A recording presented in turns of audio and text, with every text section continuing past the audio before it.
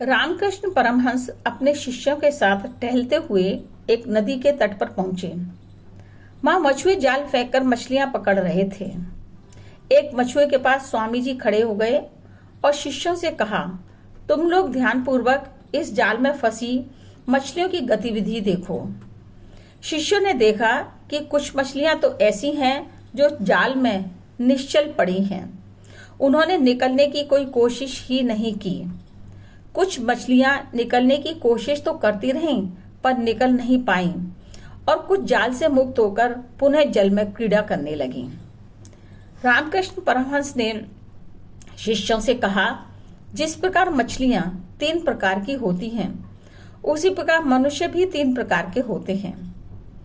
एक श्रेणी उनकी है जिनकी आत्मा ने संसार का बंधन स्वीकार कर लिया है और इस भवजाल से निकलने की बात ही नहीं सोचते हैं।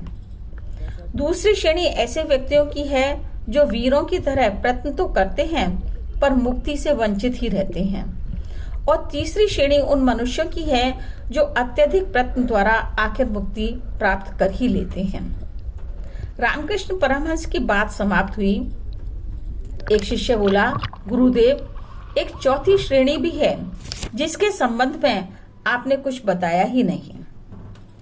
रामकृष्ण परमहंस ने कहा, हाँ पुत्र, आप बताइए।